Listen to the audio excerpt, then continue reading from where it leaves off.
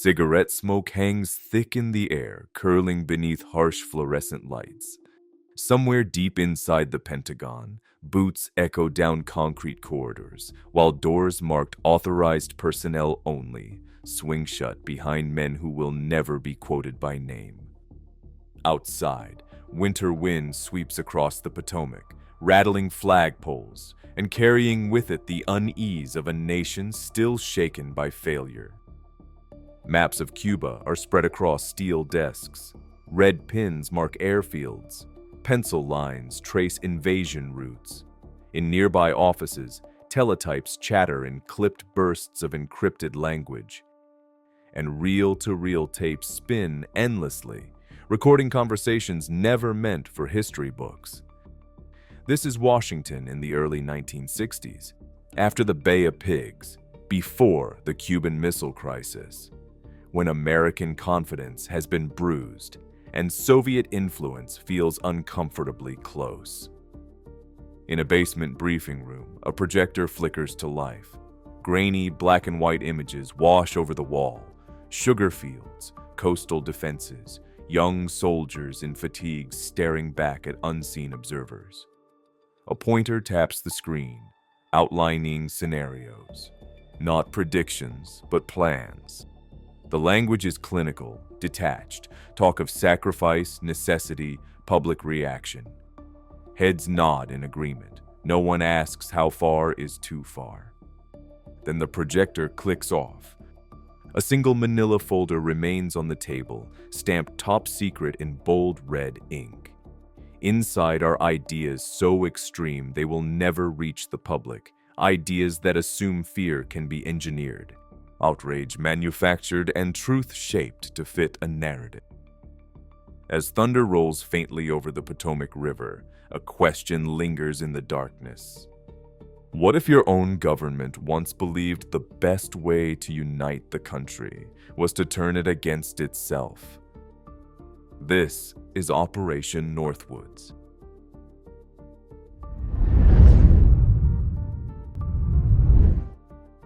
In 1961, the United States suffered an embarrassing blow with the failed Bay of Pigs invasion.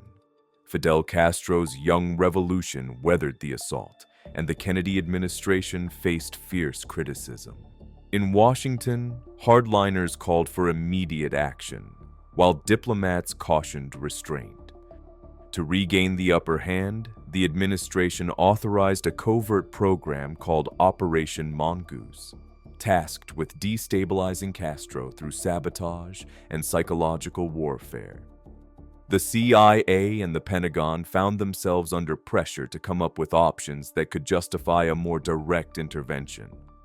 Within that pressure cooker, the Joint Chiefs of Staff and senior intelligence officers began brainstorming pretexts. The logic was cold and strategic. If Cuba could be shown as the aggressor, public opinion and international law might allow for invasion. Memos circulated proposing harassment operations, propaganda, and the creation of incidents that would portray Cuba as a threat. Nothing had left the paper yet. These were wargaming exercises in a secret world where "what if" was a constant refrain. During this early phase, the emphasis was on making it look legitimate. Discussion centered on creating the appearance of Cuban provocation without committing U.S. forces overtly. The men involved were seasoned strategists who had weathered World War II and Korea. To them, deception was part of warfare, but the ideas beginning to take shape would test moral boundaries in ways they may not have fully grasped. On March 13, 1962, the Joint Chiefs assembled their most audacious suggestions into a single document titled Justification for U.S. Military Intervention in Cuba. The proposals were explicit. Stage a series of incidents that would blame Cuba for attacks on American interests. One scenario involved sinking a boat carrying Cuban refugees and broadcasting the tragedy as an act of Cuban brutality. Another suggested blowing up a U.S. ship in Guantanamo Bay, then pointing the finger at Castro. There was talk of faking a Cuban-sponsored hijacking of a civilian airliner, even of manufacturing casualty lists to stir patriotic outrage. The memorandum outlined how these staged events could be timed and coordinated. A harassment campaign near the Guantanamo naval base would create the impression of mounting Cuban aggression. Covert operatives would plan evidence implicating Havana. Television and radio would carry emotional stories of American victims. The document's authors argued that such a terror campaign could rally Congress and the public behind a military response, clearing the way for an invasion of Cuba. In their calculus, the ends justified the means. Copies of the document were sent to Secretary of Defense Robert McNamara and the White House for consideration. In the corridors of power, those who read it reacted with disbelief. To some, the proposals represented a betrayal of American ideals. To others, they were a bold strategy to rid the hemisphere of a communist foothold.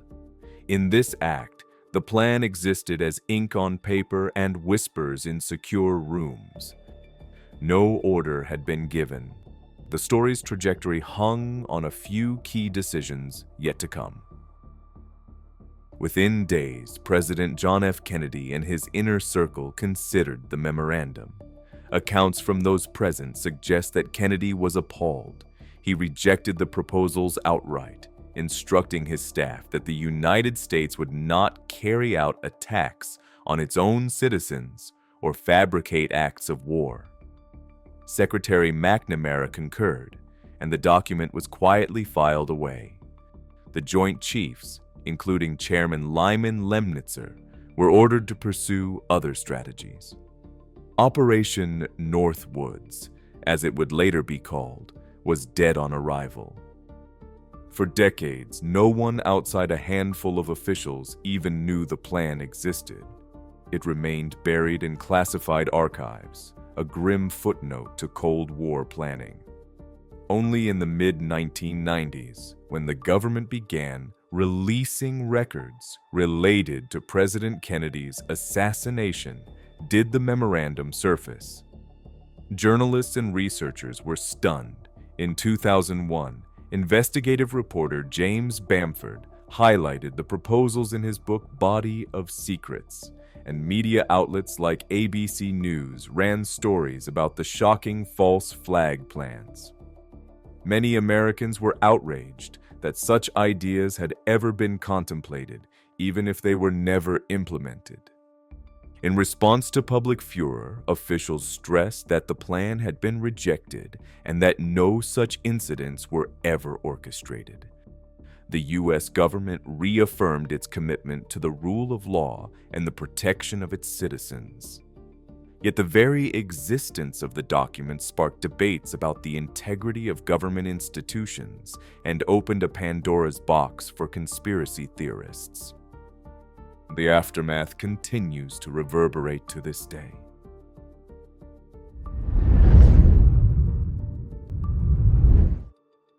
Operation Northwoods is unique among conspiracy topics because a tangible document exists.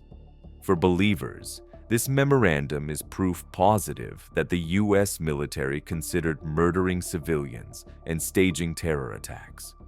They argue that what happened on paper could easily have translated into reality, and that similar plots may have been carried out under different names. Believers contend that the explicit suggestions to sink refugee boats, blow up U.S. ships, and hijack airliners reveal a chilling willingness to sacrifice innocent lives for political gain. They read the dry language of the memorandum and feel a visceral shock. These proposals were not rumors or fringe fantasies, but serious recommendations from high-ranking officers. To them, this is evidence that ethics can be sidelined when strategic objectives are on the line. They bolster their case by pointing to specific passages that outline how casualty lists would be used to inflame public opinion. The cold calculus of deaths as a means to an end suggests, in their view, a mindset where citizens are pawns. They argue that if leaders were willing to write such plans once, there is no guarantee they would not approve something similar under different circumstances. Personal stories of distrust feed into this claim. Some believers cite relatives who served in intelligence and hinted at morally gray operations. Others recall historical incidents where official explanations were later overturned. The Northwoods file becomes a symbol of betrayal, and each anecdote reinforces the belief that government vows to protect its people cannot be taken at face value. The second argument posits that Operation Northwoods was not an isolated aberration, but a template. Believers draw a line from the proposal to the Gulf of Tonkin incident, where murky reports of an attack on a U.S. destroyer led to escalated war in Vietnam. They suggest that if military planners were willing to fabricate attacks in 1962, they might have used similar tactics elsewhere.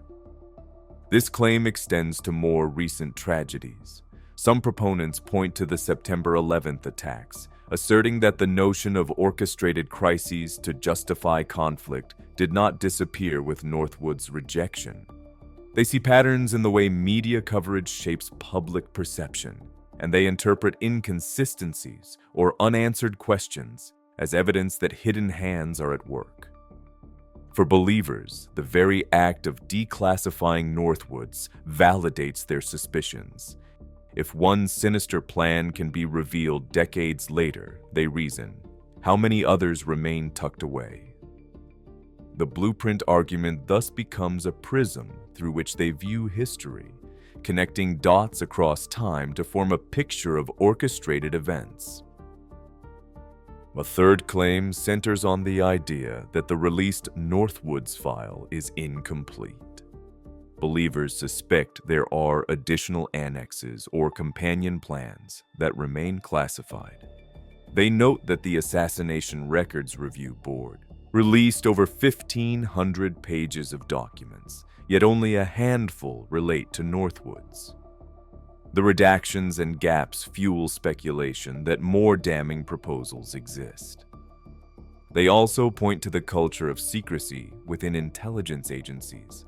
The fact that Northwoods was hidden for more than 30 years before surfacing suggests to them a pattern of concealing uncomfortable truths. Requests under the Freedom of Information Act often yield heavily censored pages, reinforcing the belief that the full story is still being withheld. In this view, the declassification is a controlled drip rather than full disclosure. Believers argue that the government may release certain documents to relieve pressure while keeping more explosive material under wraps. Until every file is opened, they say, the public cannot know how deep the rabbit hole goes. For those convinced of a grand deceit, Operation Northwoods is not merely a historical curiosity, it is the smoking gun. The claims above form the backbone of a narrative where false flag operations are standard practice.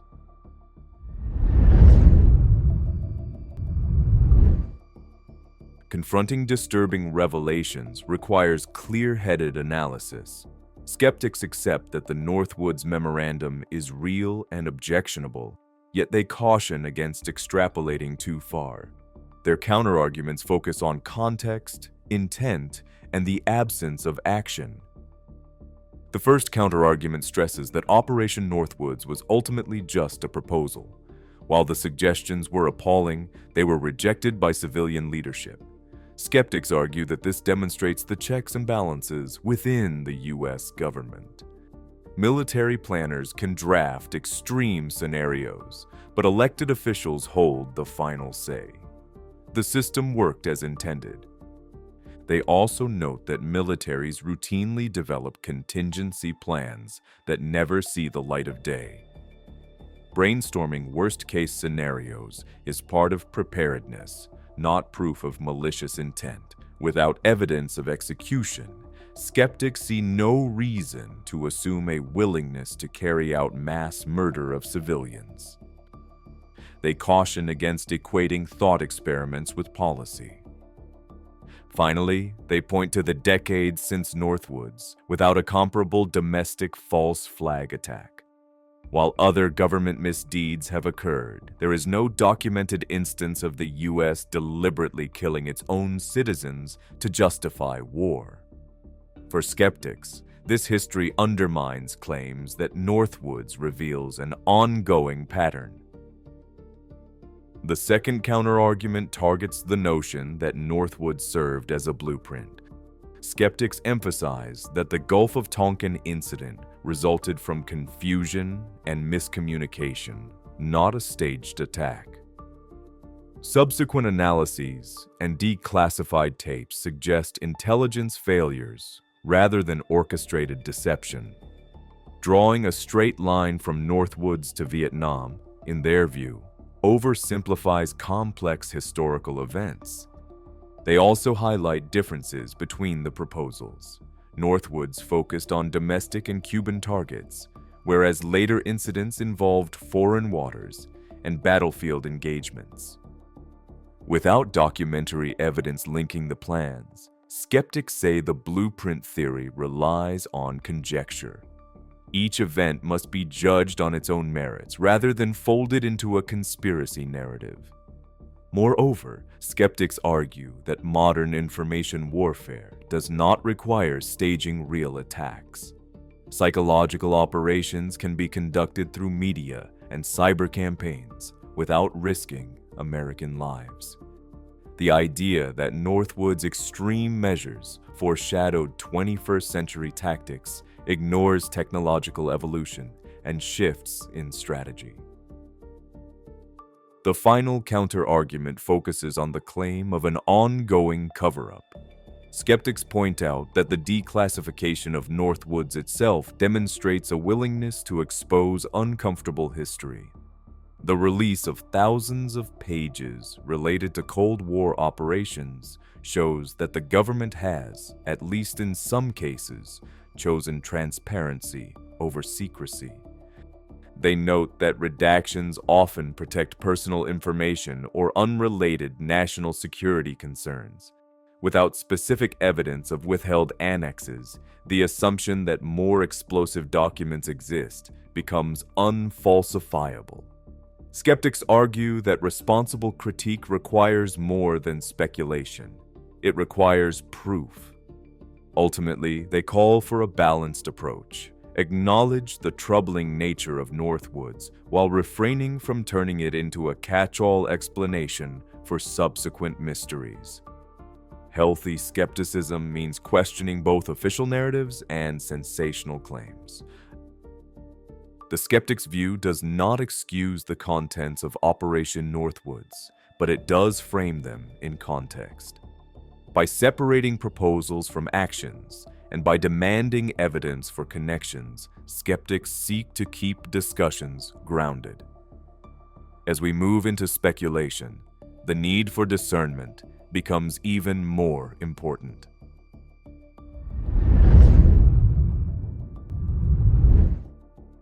Imagine that President Kennedy had approved Operation Northwoods. Within weeks, reports flood American news outlets. A boat of Cuban refugees mysteriously explodes, a passenger jet vanishes near Florida, and Guantanamo Bay is rocked by sabotage. Fingers point to Castro, and a wave of patriotic fury sweeps the nation. Congress authorizes war, and U.S. troops pour into Havana. Cuba falls, but the Soviet Union sees the invasion as a provocation and bolsters its nuclear readiness. In this alternate timeline, the deception cannot stay hidden forever. Investigative journalists, whistleblowers, or foreign intelligence agencies leak the truth. When Americans learn that their own leaders orchestrated atrocities to justify war, the social fabric tears. Protests erupt, soldiers question their orders, and the legitimacy of the government crumbles. Internationally, allies recoil from a United States willing to sacrifice its own citizens. The Cold War takes on a darker hue, and the threat of nuclear confrontation escalates.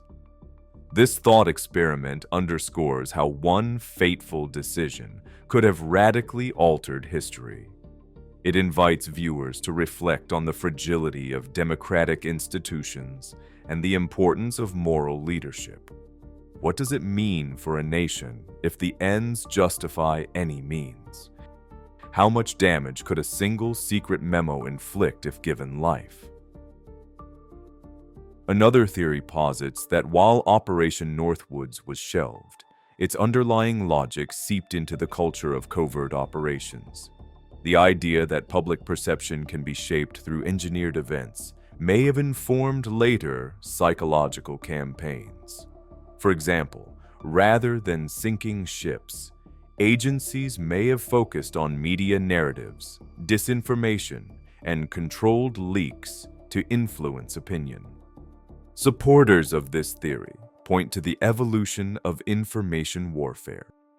Governments around the world now engage in sophisticated propaganda, using social media bots and targeted messaging. These strategies manipulate emotions without resorting to violence. The template theory asks whether the willingness to fabricate a narrative in Northwoods laid the conceptual groundwork for these softer but still deceptive tactics. Exploring this possibility encourages viewers to consider continuity and change, even if no one ever attempted another Northwoods-style false flag. The mindset that reality can be engineered might persist. This theory challenges us to scrutinize modern messaging and to remain vigilant against manipulation, whether it comes in the form of bombs or megabytes. A final theory suggests that the revelation of Operation Northwoods itself has had a profound cultural impact. When the public learned that military leaders once contemplated killing Americans to start a war, it validated decades of suspicion. Even if nothing similar ever occurred, Northwoods became a touchstone for those inclined to distrust authority. In this view, the memo is less a blueprint for action and more an accelerant for conspiracy thinking. Every unexplained tragedy or government failure becomes fodder for speculation. The line between healthy skepticism and paranoid cynicism blurs. People who might otherwise accept official explanations now point to Northwoods as proof that nothing is off the table. This theory invites a reflection on how transparency can sometimes backfire. Exposing a shameful plan was meant to cleanse, yet it may have seeded deeper mistrust. It challenges us to consider how to discuss dark chapters of history without surrendering to fatalism or eroding civic trust. Speculation can be a double-edged sword. It helps us imagine alternatives and learn from them, but it can also drag us into unmoored narratives. The theories above are invitations to think critically about choices, consequences, and the stories we tell ourselves. They remind us that history is shaped as much by the paths not taken as by the ones that are.